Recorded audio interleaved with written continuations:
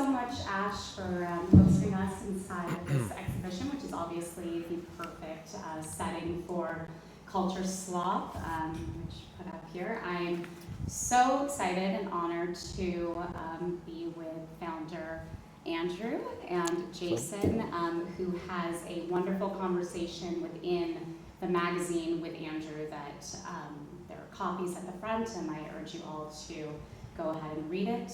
We'll learn more about their background tonight and kind of go over a lot of things that I'm sure you guys are here for, which is to talk about culture, talk about taste. What does taste mean to San Francisco? What does taste mean to other parts of the world? And how do we kind of continue in a tech city like this while also helping to contribute to culture around the world? I think that Culture Slop, it's a magazine, but it's also an object lesson in what we're here to talk about. As mentioned, how culture gets made, filtered, trusted, and circulated. And season 1 holds over 60 interviews and essays, most of which are conducted by Andrew himself, which is incredible, with some contributing interviewers and editors. And it has some of the coolest and brightest people thinking about art, tech, and culture. So tonight we'll use the magazine as our framing device and open out into the bigger terrain: taste, propaganda, gossip, curation, and human judgment. And what does that even mean when the models already contain everything? So I'm very excited to kick off, and I have a kind of opening question that's kind of an obvious one, but why Culture Slop? I remember you texted me, I think, in about November of 2025 was the first time that I had personally heard you kind of ideas percolating. And I think, as Ash mentioned, Andrew ran a magazine for almost 10 years? 8, I think. 8 years. Yeah. That was based here in San Francisco, where he interviewed everyone from Ed Ruscha to Chris Burden, Tom Sachs. So this isn't his blood, but it is a crazy endeavor, and after getting to see and be along for some of the ride on this, I don't know why anyone would do this again. It's amazing. So can we get a round of applause, because this is no easy feat. It's very sweet of you. So tell us a little more, why Culture Slop and what is it today? Yeah. Hi, everyone, and thanks for coming to this talk on slop. Is my mic okay? It feels a little, I'm good? Okay. Thanks so much for that intro, and I just also want to give a shout out to Ash and Tiat. As someone that's run a gallery space, is this cutting out a little bit? Maybe Ash is set up. Can you hear me okay?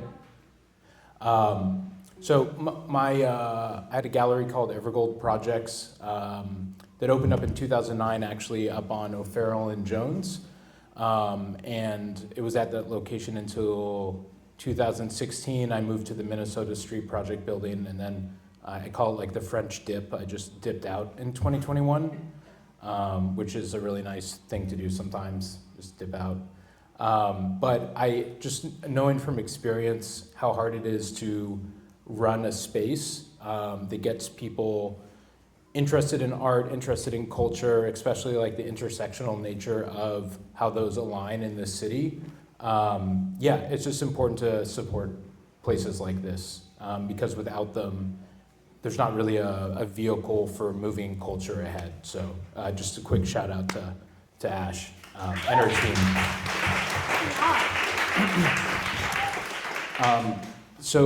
A magazine is a crazy thing to do. People have been telling me for a long time that print is dead. It kind of feels dead, but also it's very much alive. I was a zine kid, so I was always making zines. I put out a magazine called Rise Above Haters with a friend, my friend Oliver, I don't even know when that was, but it was skateboarding, graffiti, that kind of vibe. And then out of that came the San Francisco Art Quarterly, which was a free art and culture publication. And then in the society that we live in, where everything must scale, I decided it would be a good idea to do a New York version, LA version, a Mexico City version. I don't speak Spanish, so that was very interesting to do. And also had another version called AQ, which was much more political and social. I was very much into politics then. I'm kind of post-politics now. But yeah, out of that, it was like, that's how I made sense of the world. I have a curating background. And so I went through this really, like, why a magazine? I went back to grad school in like 2018 and 19 for a degree in museum and exhibition studies at the San Francisco Art Institute, which is now unfortunately closed. Very like beautiful, amazing history there. But in that period of like studying how people had consumed art and culture over the last 100 years, I decided it would be a good idea to do a startup. So I did a startup called On Approval, which was a art-focused marketplace. Bootstrapped it, brought on a co-founder, raised a little bit of money, did a big seed round in 2022, scaled up the team to like 20, and then as most startups, as it happens with most startups, they have a hard time, and there's a lot of drama and conflict, and they tend to fail. And out of that, I like kind of in 2024, it was like this very weird, intense time, and I realized that. Well, I was trying to look for a philosophy that was like post-COVID philosophy, because I was like, what the fuck just happened? And I started down this weird rabbit hole, started reading some books, trying to make sense of like why I was consuming all this weird like product manager, like YC propaganda that I was watching nonstop on LinkedIn, and I felt like a crazy person. So I was like, what do I know how to do? I know how to read. And how do I make sense of the world? Like I can do a magazine. So I started thinking about it, and my friends thought I was crazy and told me to do a podcast, and I was like, I never want to do a podcast. And the Substack, obviously Substack became like was getting bigger. I don't like writing that much. So I figured it would be a good thing and kind of like weird enough, and I knew how to make a magazine, so that's a very long answer for why I made a magazine. It's great, and I think that, something that you mentioned that is in your editor's letter as well, is kind of you now live in LA, but you spent a lot of time here. You grew up in San Francisco? Yeah, born and raised, yeah. Okay, and you really saw the city in a time when there was more of a DIY, go out, do your thing. You could kind of like take risks, and that was encouraged. Like have fun, make art, be a little bit wild. And I kind of agree with you in the editor's letter that doesn't feel like the climate anymore. Yeah. And I don't know if there's any answer to that, but like, do you have any advice for, I'm sure there are a lot of people in the room who are interested in making things, like how do you keep yourself going in this kind of environment, especially in San Francisco where it's so tech focused? Yeah, for sure. I mean, there's like the engineering of a scene, which is again why spaces like this are so important. It's hard to engineer a scene when rent prices are so high. So usually for like a good scene in art and culture, you need to have good art schools, you need to have like cheap spaces so people can do shows, do weird stuff, have performances, and then you need like a collector class. And like San Francisco doesn't have any of that right now. But it has some other really amazing, like again, like being like, the first tech wave, I used to like protest the buses, from afar.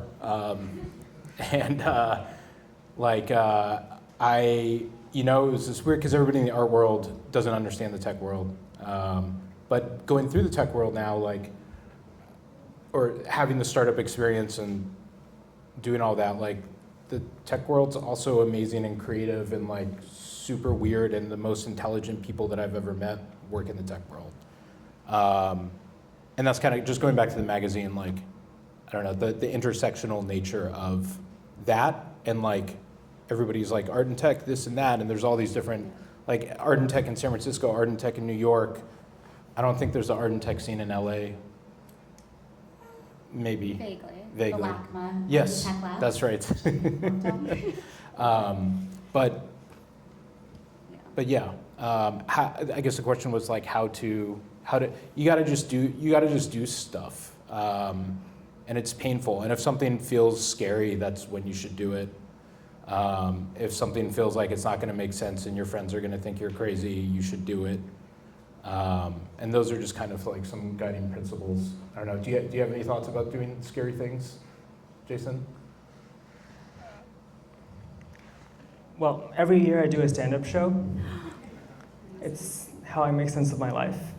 Cool. And I will quote a bit I've been working on. Do it. Okay, so basically I was like, doing a startup is kind of like AGI, or like a 10-inch dick. You're like, that sounds so cool, I can't wait to experience this, and then it's like in front of you and it's like swinging your face, you're like, oh fuck, you know? So you just sort of like man up and take it, you know? Love that. Anyway, it's a bit, I think. But I basically think like, I don't know, scary things are, like what, is there really anything that's not scary at some point? Like being born, I would imagine, evokes lots of primal terror in a child, and we you know, got over it, and so we can stop being a little bitch. You know, I was calling my coach this morning, and I'm like, I have this decision I need to make, can you please just tell me to stop being a little bitch? And he's like, stop being a little bitch. I'm like, thank you.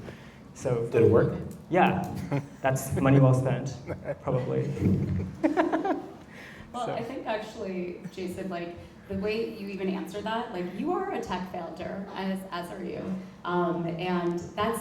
I found reading your interview, which is the first time I had been introduced, except I am a big fan of New Computer as well. But you have such a more human approach to technology, and something that I want to get into later, but the three of us, and I don't know if you guys know this, but we all come from theater backgrounds. Yep. I studied playwriting. You started by studying playwriting and acting, I believe, before moving into art school. Yep. And you also went to Northwestern for theater. Do you Yes. think that contributes to the way you approach tech? Yes, of course. I mean, like everything you do is just an integration of everything you've previously done, right? And so, I actually don't even know what tech is as a definition, because like theater was once considered a technology in ancient Greece. You know, it's a technology to reflect society back at itself to cause changes. So, I think that the through line in the work that I've always been drawn to is sort of the power of stories. Storytelling, getting people to tell stories and synthesizing and figuring out meaning making through narration.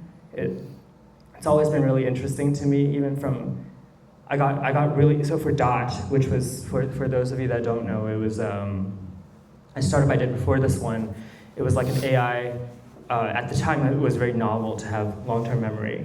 And a lot of how we thought about it was narrative, or episodic memory, or identity as a narrative. And that was very interesting, even from the social psychology perspective. And so, after like many cycles of ego deaths and trying to figure out like why am I here? Like what's the whole point? I'm like, oh, kind of the only thing that distinguishes humans from animals is our desire to continuously make sense of and make meaning of things. Like the other day I stepped on my cat's tail, and I was like really sad because he was very like mad about it. And then I was talking to my therapist. I was like, do you think he knows I didn't mean it? And she's like, I don't think cats know what meaning is. And I'm like, oh, so what do they do? Like writhe in primal terror? She's like, no, they're in their body. They just experience the world. I'm like, oh my God. Next life. But yeah, I kind of think like, you know, what makes us human is us using stories to make sense of our lives and the things that happen, and also us engaging in shared narratives, right? And then, I know something I talk to my team about sometimes. I'm like, what even is truth? Like, all of these are just stuff we made up to agree on collectively. Like, money is a story that we all believe in. You know, that all institutions are just stories that were created one day, and will one day sort of, the story has to come to an end so a new one can start, right? So, I don't know, I've just always loved stories. And it wasn't clear to me until like this year, doing Hive Mind, that I'm like, I think the way I relate to the world is as a storyteller, and that has always been true, and I think that will always continue to be true. Yeah. That's beautiful. I actually would love to use that as a segue if you would like to tell us a little bit about what Hive Mind is. Yes. Have you seen Gossip Girl? Many, many times. Have you ever seen Gossip Girl? Fewer than I thought. Oh I my guess God. it is The San Francisco. original? Or Thank you, all four Don't watch people it. in the audience. It's essentially an AI storyteller. You can think of it as someone who goes around going like, what's the tea? You know, like, what's the real story here? Like, I heard I heard this is why people are leaving OpenAI. Like, you are OpenAI, like, what do you think? You know, or like, it's like having like having a really nosy friend, but then you love them anyway.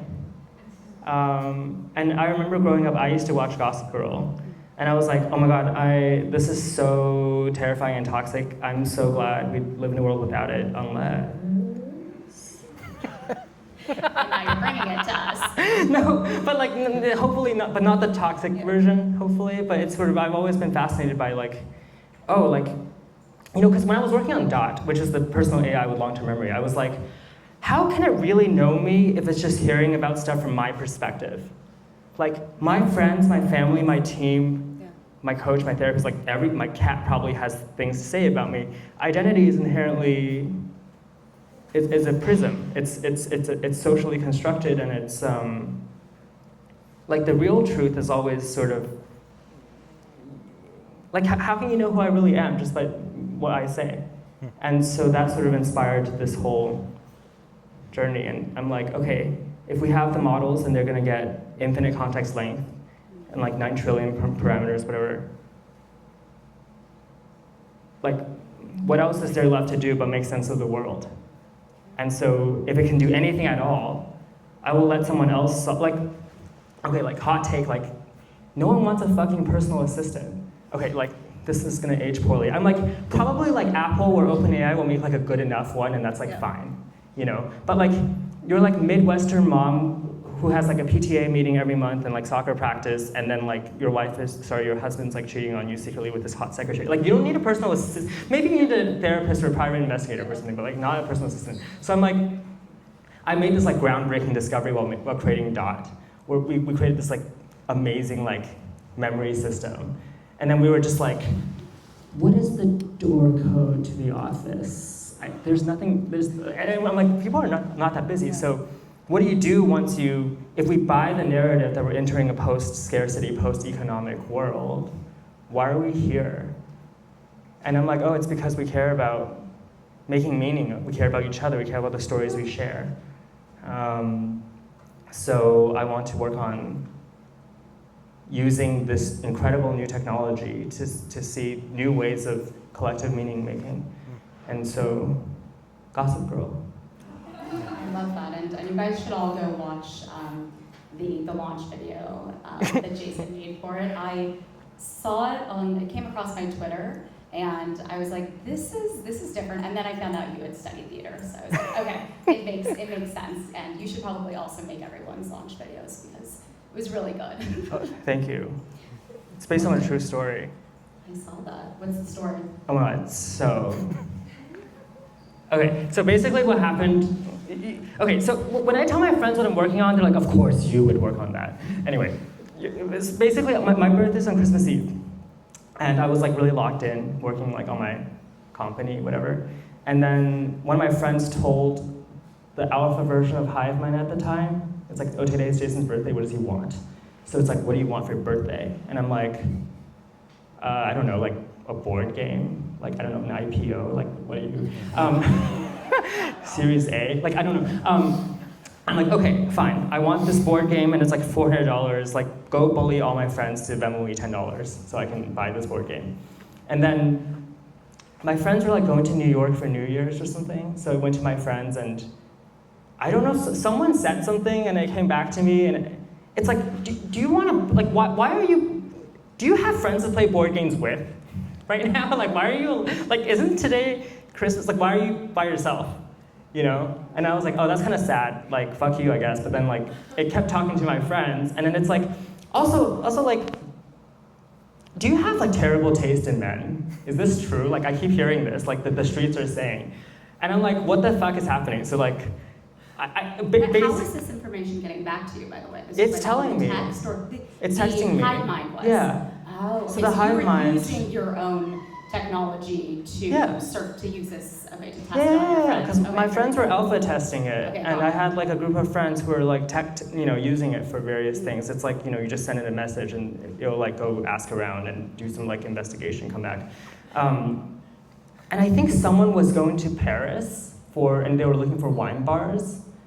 And I don't know what about wine bars inspired the AI to be like, does Jason like wine? And then one of my friends is like, yes, he loves going to wine bars because that's where he meets all the fuckboys. And then it was like, oh, interesting, tell me more. And then then my friends were like bullying me, like asterisks in a kind way. And then it was like, how do I get you to go to New York, for New Year's? I'm like, I can't, I have to lock in. And it's like, okay, what if I found you like a date in New York? Like, I hear you like this, there's a certain type of person you like to date. Like, what do we, It's a very raunchy video, by the way. Which- If you haven't already picked this up. We which is did- why it's so great in tech. We did dramatize it a little bit. I did not actually, in the video, the character Jason, his type is, can I swear here? Yeah. Oh yes, so in the video, the joke is that he really likes dating emotionally unavailable fuckboys with big dicks. And then, we didn't actually say this is not actually my type, to be clear, but, anymore. But, so my friends didn't go that far, but they did go pretty far. And then, at some point it reached one of my friends in New York, and it was like, do you know of a club or a wine bar where someone could go to meet non-fuckboys? And they're like, what does this question mean? Like, what are you trying to do? So they figured out that it was trying to set me up. So then it was like, okay, ask your friend Caroline about this guy, which I won't say his name because that would be weird. And anyway, and it's like, just do it. And then she's like, oh yeah, he's in New York, you should totally see him if you're in town. So then I got bullied into going to New York to spend New Year's Eve with my friends. And also went on a date. Yeah. So the birthday present ended up being the date and the community. Yeah, I didn't ever get the board game though. So that didn't really work out, did it?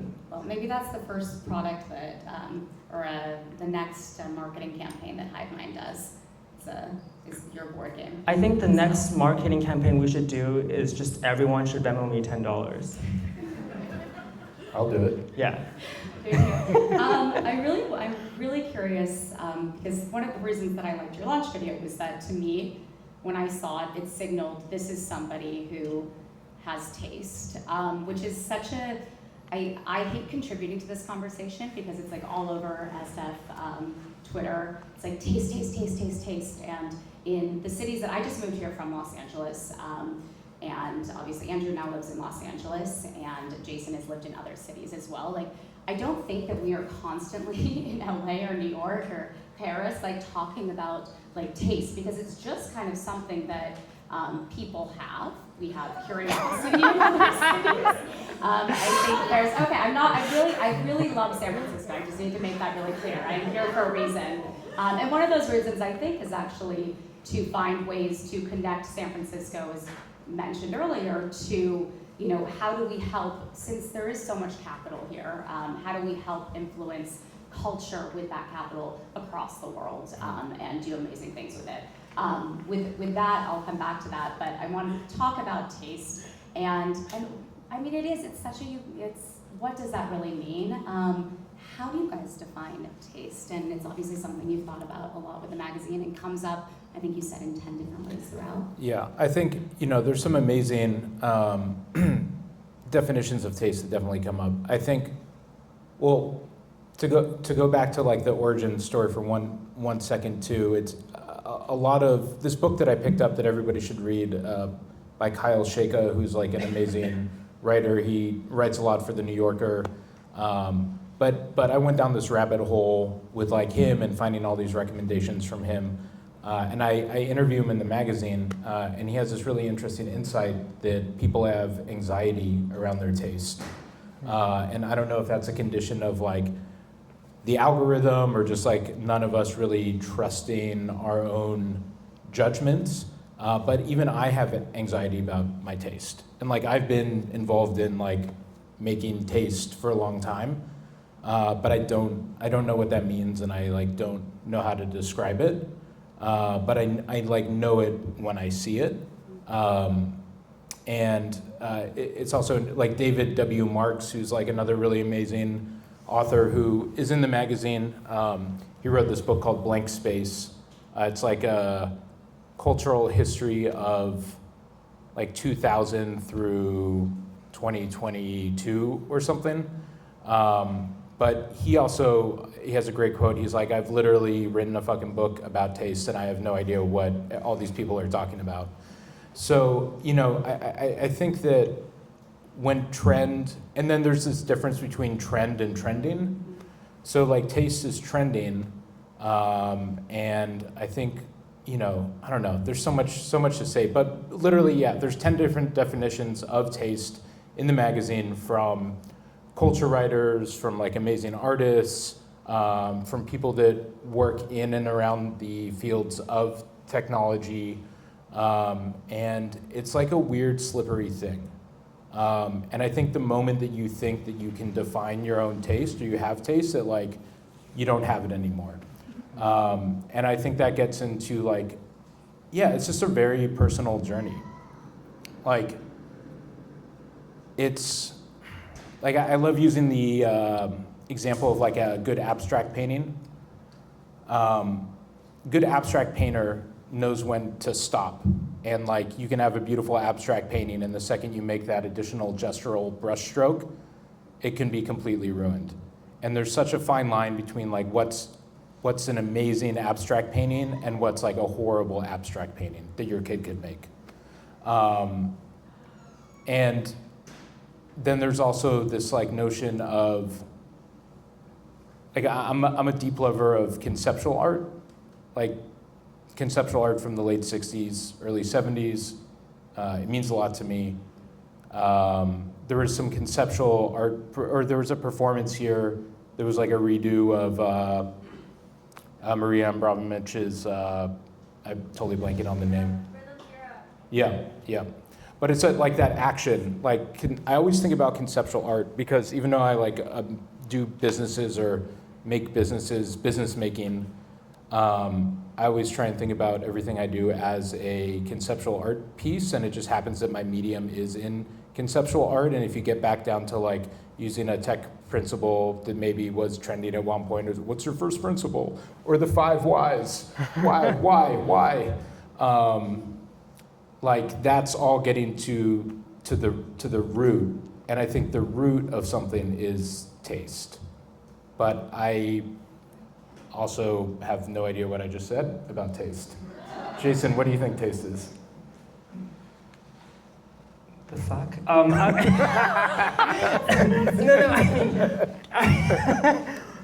hard to say. I have a few different ways I've answered this question before. The first one is what the fuck. The second is the artifact of having made meaning. Or like, just like, I mean, that's what taste is, right? It's like you can't be like given, no one gives you good taste. Right. Maybe like a really terrible relationship gives you better taste. You can't buy it out of a Design Within Reach catalog. No, oh my God, I have so much tea to, anyway, ignore this. But so you can't, it's like the artifact having made meaning. And then another way to look at it is like editing or judgment. Yep. Of rejecting what does not feel meaningful or true. Taste is, well, another way I've described it is like a compass in your gut that's leading you towards your truth, and sometimes it has an direction, which means you have to go buy that piece right now. But there's a lot of different, but to me, taste is very personal to each person. Like, and it's possible to have like good taste in wine and bad taste in people. Sure. Good taste in people and bad taste in art. Good taste in fine art. And there's some really bad art out there. Oh my God, so true. Yeah. Just look outside. No, but I mean, like, I think SF likes to talk about taste because all these, really technical, really brilliant people, they've made meaning through being technical, solving logical problems, and then one day they wake up and they're like, this is not needed anymore. So what do I do? what is my value and how do I find meaning? And I think it's an artifact of that, really, where everyone's like, oh my God, like you don't need to have good taste in writing Python anymore. You might need good taste in architecting a system, or deciding whether or not to build something, or distribution, or something for now. But I think one day we're all gonna come to a place where we're like, why are we here? And I kind of think that, I know when people are like, can AI replace having good taste? I'm like, can it? Because I'm not like a doomer or like a speciesist where I'm like, humans are definitely better than machines, then like, fuck you. Like, I'm not gonna cope that way. That's not what I believe. I think I think of it as like a synthetic life form. It's going to far exceed our capabilities one day. That is totally priced it in. But taste is like, it's like what feels like, it's like your artifact of having made meaning, and some like preternatural intuition of like what people would, where things are headed. Yeah, I like when we talked the other day, and you talked about how models can't have taste because of bias, and you actually need bias to have I think so. taste. I'm a deep fan of bias. Everyone should bully each other. Not true, don't quote me on this. But like, it's true, like there's no such thing, like what does the School of New Journalism say? It's that there's no such thing as unbiased reporting. Yeah. And that like the moment you narratize something, the moment you put in a story, you are putting in a bias, because you're putting a point of view. You are narratizing a beginning, middle, and end. Yeah. I've been thinking about it a lot, because I started hearing people in San Francisco, sorry, I keep saying San Francisco, but like I'm just very interested as like a cultural anthropologist. I hear people talk about beauty a lot as kind of their way into taste, and I was thinking that's so strange to me, because I don't understand that as much, and I was like, oh, that's quantifiable. Beauty, like you were saying, you know, someone has just exited, and it's like, okay, now what do I do? And taste is very ambiguous. Like you said, it's a bias, it's having opinion, and I think a lot that goes into that is having curiosity. Empathy, I think, is a thing, and these kind of layers that bring you to develop taste. And I wonder if that resonates with you guys, if you think that there are ways that we can encourage that would make people kind of, I guess, feel more comfortable in developing taste. Like how to improve your taste? In like, okay, we talked about, art collecting in San Francisco is not something, it's not maybe in like the old guard, but definitely not in new money. And that might be because people feel, right, uncomfortable about, I don't know, but starting to ask questions and starting to have experiences and, meeting artists and developing questions and curiosity, perhaps get them to a place where they feel more comfortable in having taste, not talking about taste, but starting to know what they want, and then maybe supporting the arts as a Yeah. kind of that. Yeah. Those two guys that just left don't have taste. Yeah. That was for you, Jason. I did Sorry. want to ask you about something, because You should not leave this talk. and we're locking the doors. Sorry. But I'm really curious about, so Andrew, we can see it behind us, but he actually designed, the only thing I believe that is AI designed in the magazine is the cover.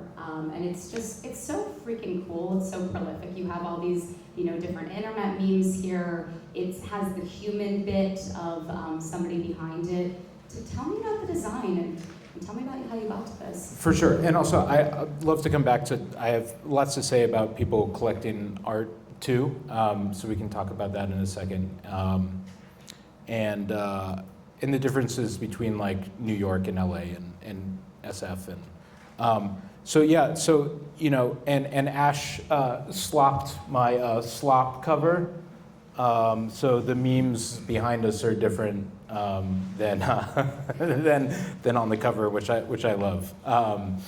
GC. Yeah. Fan art. So McFadden and Thorpe, which is like Scott Thorpe, he's one of the principals at McFadden and Thorpe. It's a SF design company. I've known him for a long time. He's done a bunch of work for me. he like helped me. Well, he's like the creative director of the magazine, and he very generously like helped me dial in all the different pages. We wanted to make sure every page was very different. He put together the custom font, which is the logo, and then I used all that to build. I did all the product and engineering work on the web version, I used like Claude for like everything, but we didn't use AI for any of the writing, any of the copy editing. Like you can't do that. It just doesn't work. Especially when you're trying to preserve like human voice. But the cover actually came to me because I was like, yeah, doing a cover is always like my favorite thing. It's like naming exhibitions, right? Like, and it's always, I used to rely on like, okay, who's the biggest artist? Like Ed Ruscha, I'm gonna put Ed Ruscha on the cover, obviously. But this was so like, what do I do? Do I put an artist on the cover? Do I put like a portrait of somebody? And I was meditating one morning, deep in like spiritual meditation, and it appeared to me a neck with memes that are tattoos, and I was like, fuck yes. I then went through this really crazy process of, we were talking about this before. I think if you're not from a like engineering background, I think you tend to use models in a very different way. Like I fight and struggle, and I think of when I use, I mainly use Claude inside of VS Code for like everything, and I like constantly am just like fighting with it. It took a lot of fighting and struggling, and then I went through this whole iteration of like, what memes do you choose? At first they were all millennial memes, and I showed it to all my young friends, and they told me I was too unk, and I was like, fuck. And then I went a little too Italian brain rot, and I was like, fuck, this is not good. And my older friends are like, what the hell is this? Like, I don't understand it. So I tried to strategically, and if you use, it's like everything is so slippery because it's non-deterministic, so it's like, fuck, but I struggled so hard, but I finally feel like I got the like, starting off at the top, so I'm looking at the mag to remind myself, but it's, yeah, you have the like really early memes, and then you have the brain rot at the bottom, so yeah, it was like a dance. That's great. I mean, it's as you said, I think this is an artifact of resistance to the algorithmic flattening that we see happening, and that Kyle has obviously mentioned a lot in that book. But like, this is back to people. It's obviously interviews, but in these interviews, what I find so prolific is that you have tech people talking about art and culture, and that's a lot of the questions that are directed towards them. And then you have art people, like the head of the Met, talking about technology and how they're using that as a mechanism to help people see more art. And that kind of cross-collaboration that, obviously we're sitting in tiat, in the intersection of art and technology right now, but the more that we can have these conversations across where it's not just like art over here and tech over here, culture somewhere in the middle, but that these conversations happen simultaneously and about all kind of the same interests together. I don't know, do you plan for more of that? How do we do more of that? Yeah, I don't know. Oh, well, also like Tom Sachs is another like artist. I don't know if you guys are familiar with his work, but he's like a sculptor, very masculine sculptor. I love his work. I'm wearing his shoes. They're like sculptures. But he like also really embraces technology and has throughout his whole career, but you don't really look at Tom's work and think, oh, like that guy is like doing art and tech. But I think it's just like, I think the biggest takeaway for me is like, and maybe just for society in general, is that like we all need to just drop labels about like how we think about ourselves and like how we define things, and like, oh, I'm a visual artist, I'm a media artist, like I do this, I do that. Like we can all do like so much more when we don't predefine what the output is, if that makes sense. Absolutely. But with like collecting and art, it's like New York got really big, obviously, because that's always ingrained there. But like finance, Wall Street, like smart money that was like used to investing. Like I think that they naturally glommed on to the market aspect of the art market, which is obviously like a $68 billion a year market. In LA, I think it was like connection from Hollywood. It gets a little deeper than that, but that's obviously like, so these cities have these like kind of like capitalistic undertones of what creates the scene. Going back to like what creates a scene, it's like you need that collector class. I've sold a lot of art to tech people, which always like blows my colleagues' minds in the art world. They're like, how do you do it? I'm like, I don't know, man. I just talk to them like they're people, and I don't try and tell them that this painting is more important than the fucking iPhone, because it's not. And like, you're using technology all the time, but you're gonna go and tell these people that like, yeah, just this is the most important thing, and it's like, it just doesn't, you can't do it that way. But that's why I made a startup about art too, because I realized that investors are interested in, or at least the VC ecosystem, like they would almost rather invest in a company because, and this comes up in the mag with your interview with Dylan, that investors look at early stage startups the same way that savvy art collectors look at emerging artists. And you can kind of like, you know, follow the trajectory of that artist or of that startup's path. And as a collector, you have, if you get in early, like, yeah, you can have like kind of crazy exits, and they're not really dependent on one exit or like an acquisition or an IPO, but it's the same kind of like human impulse. Anyway, yeah, that's kind of, I figured that out, and I was like, I should build a startup around art. So I've sold a lot of art to tech people, but We need more of it. I would love to open up the panel for some questions from the audience. I think we can take a few. Anyone? And perfect. Okay, I will bring you guys the mic. or here, yeah. Or if you want to come up, maybe, and I'll just have people can line up here too. Okay. I always like that one.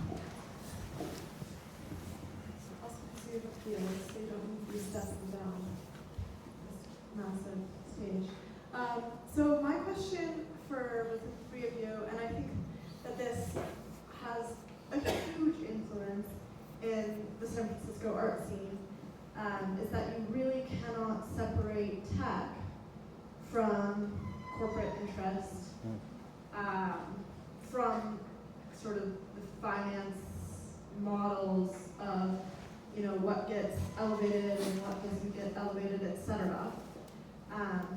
And in the art world, yes, you have your sort of old money taste collectors that then define taste for other people who come after them and who are learning what taste is. But when you are kind of finding the space between those two, it's almost, in my mind, it's butting, there's this consistent butting of heads between the way that technology is developed and valued over time, and the way that art has been developed and valued over time. And those are almost two entirely different worldviews. And it also comes into the people who are developing taste in both of those departments. Last statement, think about Apple. Think about the way that it was first developed with design in mind, and that was sort of revolutionary at the time. Now everybody has iPhones in their pockets, and a lot of it is because of that beautiful, sleek design. You know, tech came in, the torch was passed, now it's about technology and the best phone instead of this sleekness, this object of taste that just has a feeling to it where people want to buy it over anything else. And just to simplify, what would you like to? Oh yes, to the three of you, I would love to hear sort of if whether it's a worldview or whether it's something that you see in certain people, or where you can live in existence between those tech and those corporate interests, and art and this history of culture. I'll just one thing I just want to, and then I think it's important to also define the art market, which is like the same as any kind of like super wealthy power structure, which obviously is like connected to the technology industry as well. But like, I think it's important to always separate like art from that like pure poetic standpoint. The art market, like Sotheby's, Gagosian, Warner, Hauser and Wirth. Which is going to Palo Alto, by the way. Yeah. But I just wanted to like throw that out there too. I think great artists or great quote technologists unquote or great whatever, great businessmen, great chefs, they all I think are fundamentally the same thing, which is people in pursuit of truth. For artists, it's our inner truth, like what is true to me? What do I want to express? What is true meaning that I want to articulate in some form and leave a mark, visually or sculpturally or on stage or on set. And then in business, it's sort of like, one argued, what's really interesting is I've come to think of the market as like where dreams collide with reality. And to me, that's also a way of seeking truth, but it's a different sort of type of truth that sort of often, it's not necessarily kind to or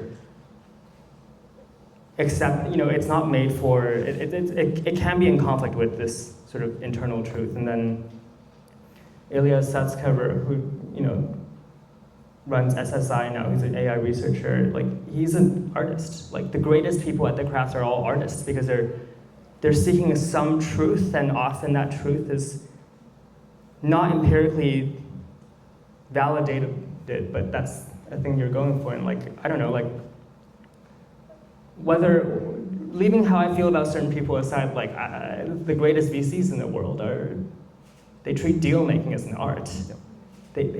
All of this is very, very creative, I think. It's just different types of creativity. So I think, I don't think that tech and art are, I think they're the same thing, but I think the markets are sort of somewhat different, as you said, but. Yeah. I love that. That's really interesting. I just wanted to add that I agree. I think like engineers are some of the most creative people in the world. And again, it's our exposure and the different questions that we're asking, which is again why it's so nice when we can all be in the same rooms realizing that divide's not so great in terms of our creativity as well. Yeah. And I'm not just saying this because I used to work at Apple, but I think iPhones are still pretty sleek, right? Gorgeous. Yeah. And I will say too that Silicon Valley used to be like the epicenter of like major counterculture, like Stuart Brand, all that like amazing moment in time, and it's all been co-opted. But everything in society is co-opted by money at this point, so it's really hard to separate beauty from money, and I think that's also where the taste comes in. But sometimes beauty and capitalism lines up, and you get a moment.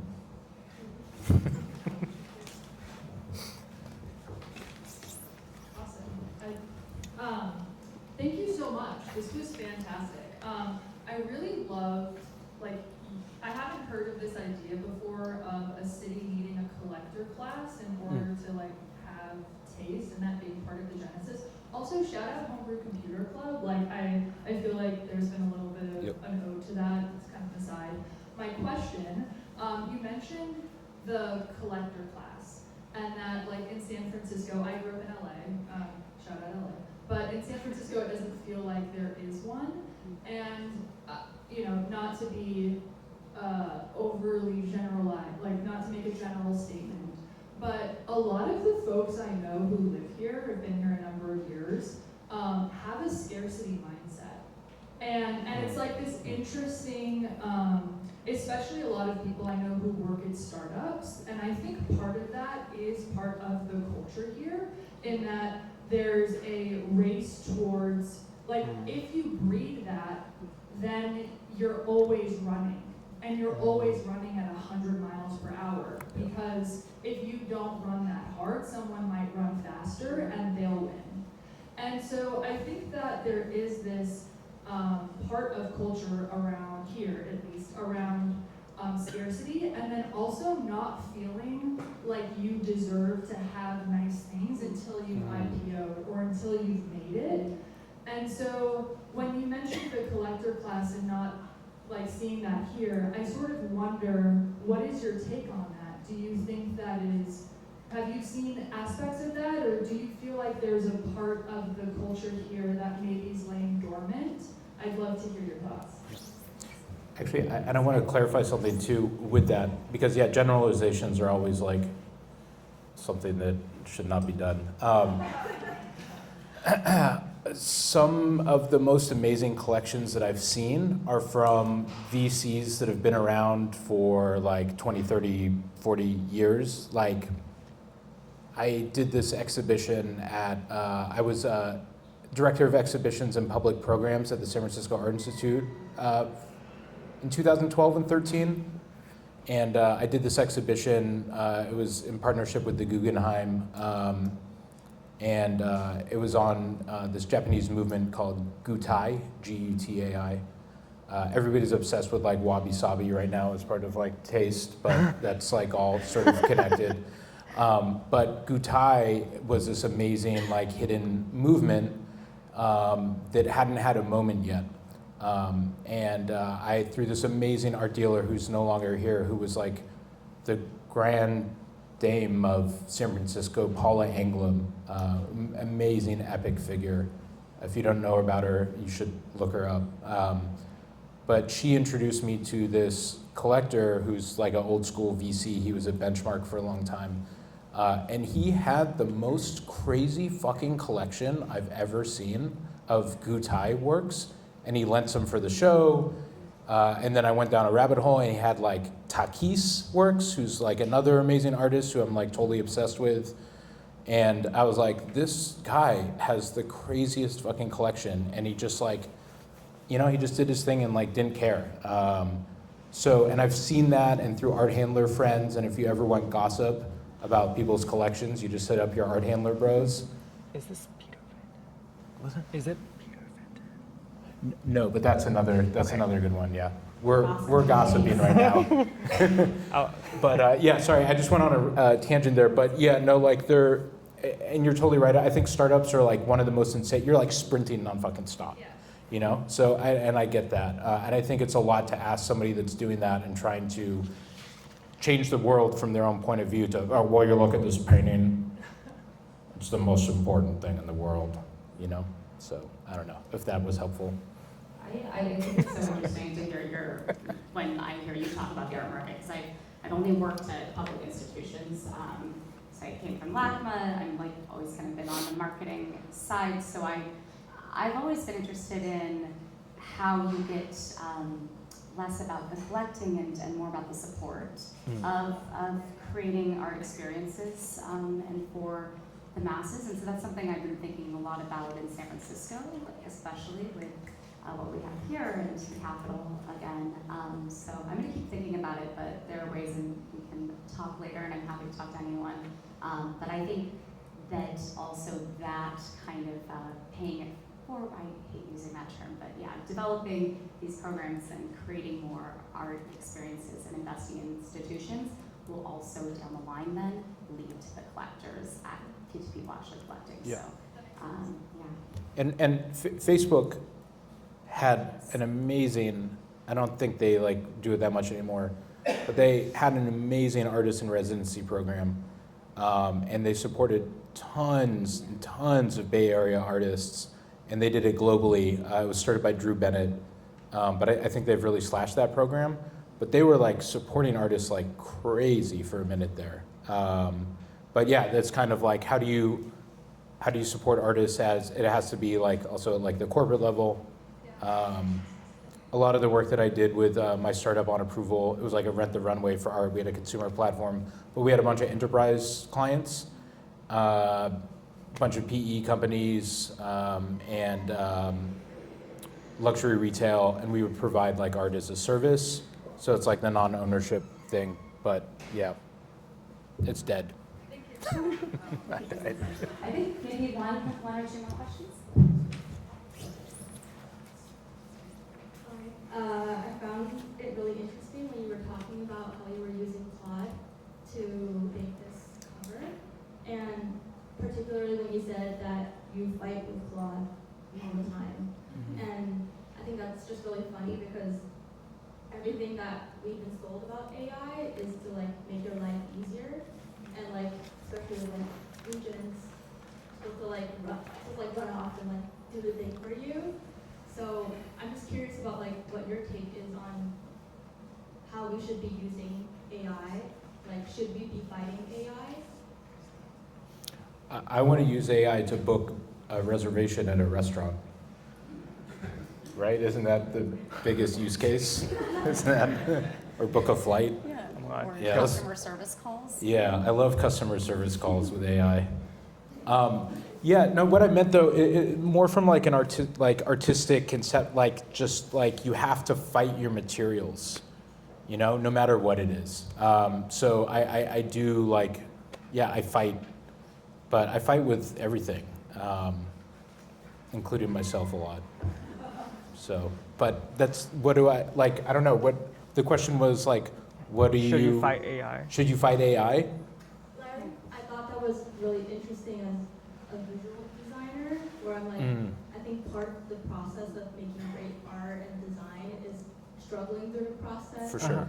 Trying the wrong things and then pivoting, so that's kind of the connection I made with that. And Yeah. I think when we think about AI as a whole and how it's supposed to make things easier for you, I wonder if that we can like have that kind of parallel with like, should we be more resistant to like convenience of AI, and like what are your thoughts on like using AI in making art?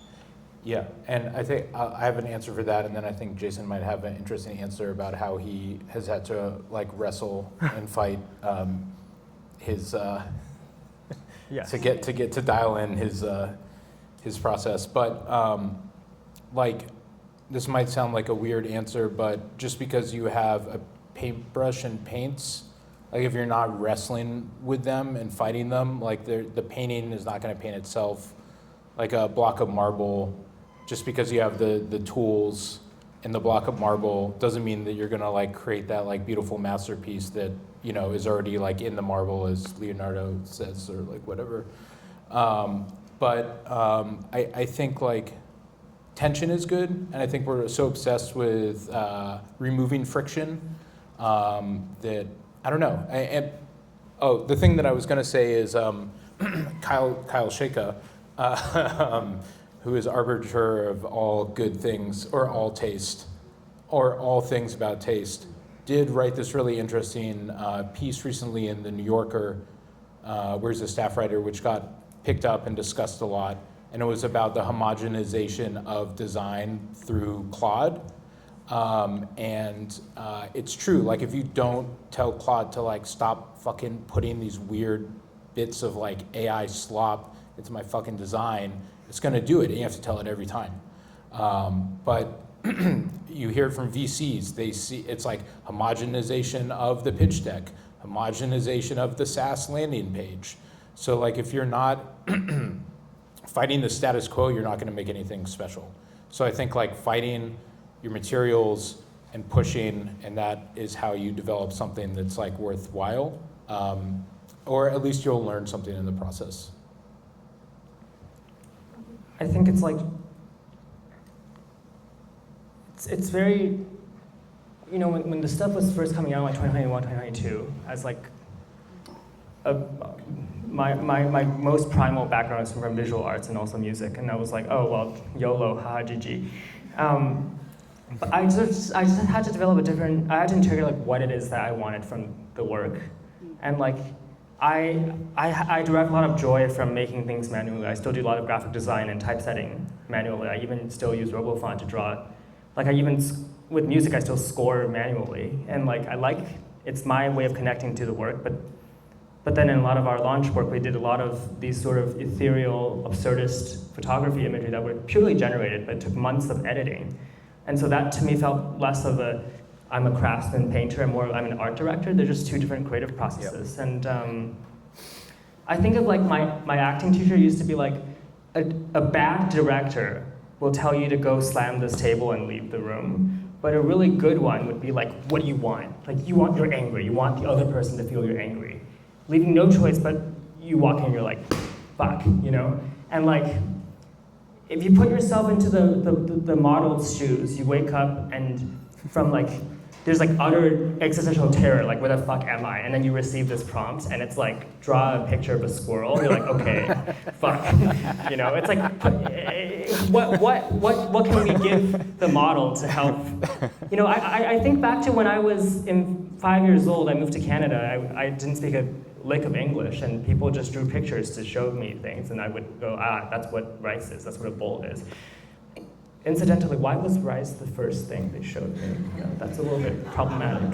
Shocking. But anyway, so I see it as just a different thing now. And I think, I don't think there's no need to fight it, but also I don't think there's a need to force yourself to use it if that is not helpful for your creative process. It's whatever helps you find your truth.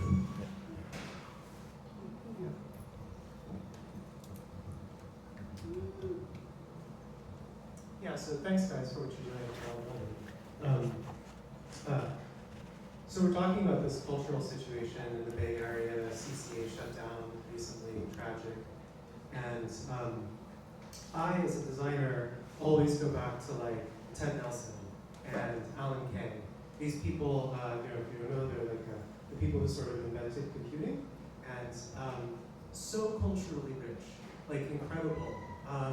Ted Nelson was, I would say, definitely an artist, and Alan Kay came from an education background and brought in all kinds of interesting cultural references. And they created the computers that we know today out of this really creative, artistic kind of practice. And I get that like B2B SaaS, the way things turned out, is not like, like the most culturally rich vein to mine. But maybe that's just the way it turned out. Maybe we should be doing like media design or something like that. And so maybe the first part of my question, I'll try to formulate something that's not like an impossible question. The first part of my question is what happened that we went from Alan Kay and Steve Jobs, all those people, to like whatever's going on these days where we're having these kinds of discussions. And what comes next? I mean, I guess this is part of the answer for what comes next. We don't want to be reactionary back to Alan Kay. But is there like a unique way that art and technology in the San Francisco scene can sort of manifest something like really new and really interesting? And what does that look like? I don't know if you have any ideas what that might look like, and how do we get there? I think the question is interesting because I don't think the world is like, there's no more greatness, then everyone died. So it's like, it would be like asking, we had Alexander McQueen, so why do we still have H&M? But I kind of feel like there's young people with crazy ideas running around, and people are telling them, you're too insane, or you need to not be AI pilled, or you need to be AI pilled, or you need to do blah. I'm like, maybe all they need is someone to believe in them and to nurture their. There's this Lady Gaga quote that's like a meme where she's like, when she did A Star Is Born, she would do all these interviews where she's like, there can be 99 people in a room saying no, you just need one person to say. I think that's true. I think what's really interesting about Silicon Valley to me is that like, there are actually, like if you are really, really good and you're like really, really brilliant and you're like really good, like you can make a cool thing, like there's probably a way to get people to be interested to support you, whether it's a VC or as a nonprofit or, like, it's like, I always thought that was very interesting about Silicon Valley, and I think there's a lot of people I know who think very creatively about this, and I don't think there will ever be another Ted Nelson or Alan Kay or Steve Jobs, because there's going to be a first someone else. And I think that's cool. I love that. I think that all around the world we have capacity now to rethink what creativity looks like in all these different mediums, and I'm just very excited again to have conversations like the one we're having tonight, because this is where we start to, I think, give hope again too. There's a lot of hope in this city, I think, because we're living in we're living in the big AI labs. We're living in the creators of the algorithms. But across the world, it's, I think, the idea of like what comes next and where people's creativity and all of these things is kind of an unanswered question. And so I really encourage everyone to, continue to foster community, foster relationships, ask these questions, and continue creative practices across the board. And I'm so grateful. I think I want to kind of give a little bit of conclusion. Maybe we have that last questions that can kind of come as we end this afterwards. But I'm just so grateful for what you guys are both doing in your practices. You in terms of creating an object, an artifact, and Jason for actually creating this, I know you don't like the word maybe technology, I'll try to come up with another word, but it's really thinking about humans and our connections and building ways for us to connect more. That's super inspiring because there's a lot of, that gives inspiration, I think, to everyone that this is possible, to think of things outside of the box. So I'm so excited. I do have, I want to, Yes. for the record, I do think some B2B SaaS can be like cool too. B2B SaaS is cool. It's all I do.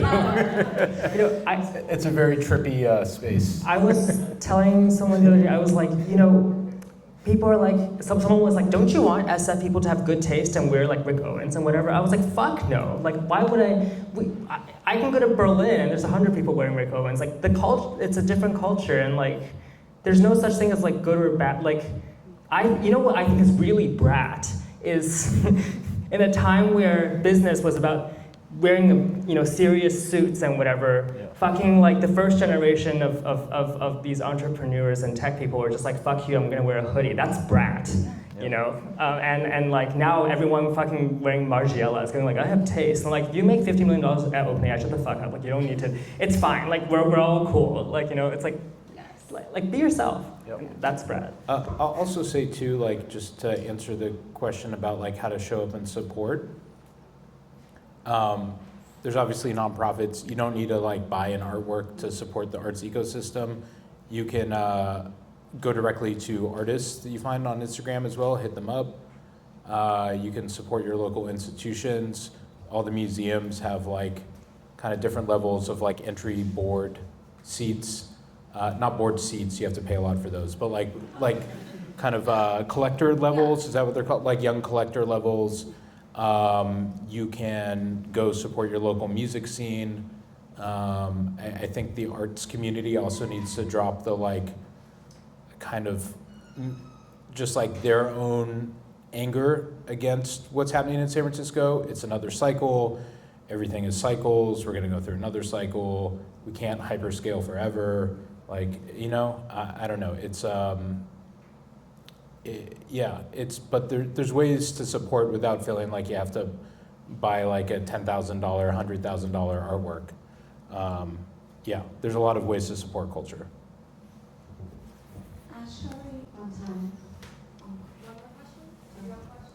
Sorry, that was my conclusion speech, and then we'll open it up and I'll do it again. Oh, sorry. No, we'll close out. Sorry. Let's do one more. Okay. I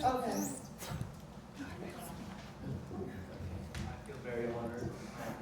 Once again, I do appreciate it a lot, this time to talk. One of the things that I found interesting was how you all were mentioning, taste is a form of curiosity, as well as taste is putting meaning to the artifact, such as, there's an underground scene in Berlin, hence why people dress in a certain way compared to the Rick Owens, let's say here. I was wondering, something that came up in my mind is, you know, a lot of people use words that kind of like describing people attempting to pretend to perform, like performative and LARP, if you've ever heard of that, right? I was wondering if there's a connection for you all between LARP and taste, because LARP is getting to, you know, showing off these nice things, but they don't have substance, aka that meaning and that art, the meaning to the artifact, as you were saying, is that like a cheap substitute to show people, and is it like a necessity? Are people quote unquote LARPing because they feel that's how they get to taste?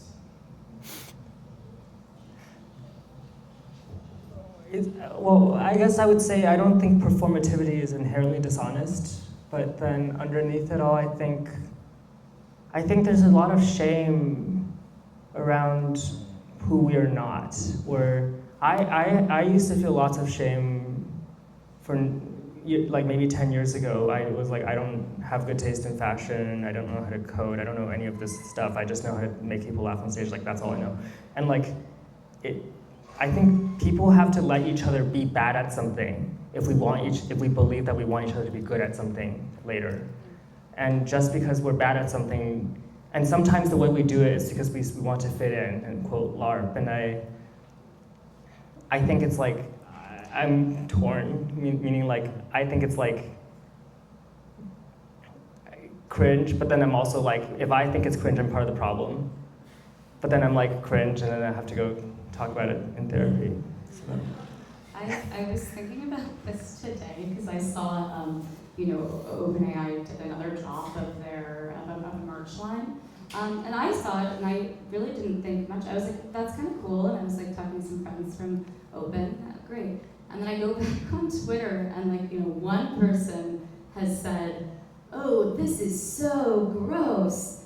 And then all of these people, who I don't think really had like an opinion on it, all kind of like piled on and were like, this is so embarrassing. Like, I don't know, I think it's, sure, like it's funny, but I think that the LARPing thing, I guess people are just we're all trying to fit in.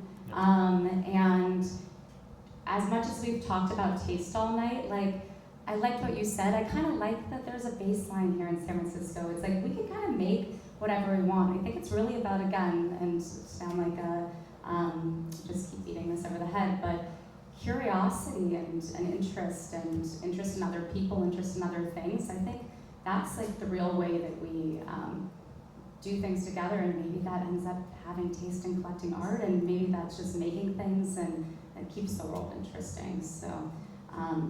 I also do like playing LARP though, but yeah. I like the performative mail like book thing where you like bring a book around. Yeah, that's pretty cool. Cafe, book boy, sometimes as a joke, when I go like do a pitch, I bring like 48 Laws of Power. I'm just like, oh, this, I'm just, just rereading it for the... Yeah.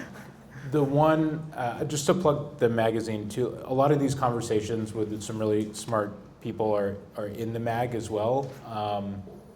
And on the online version, at the end, they all have these like wormholes with like tons of links, and everybody that has a Substack, like the feed's constantly getting updated. So I thought of this as a guide in a sense too, to some of these questions. And it's not meant to be like a guide. It's just like my version of a guide that I kind of like was able to kind of find that helped bring me out of this like place that I was in.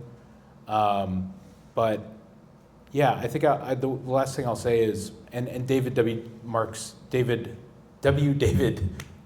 says this just kind of as a way maybe to put the end cap on the taste conversation too. It's like literally the people with the best taste, you're never gonna see them. You don't know who they are. Like the tastemakers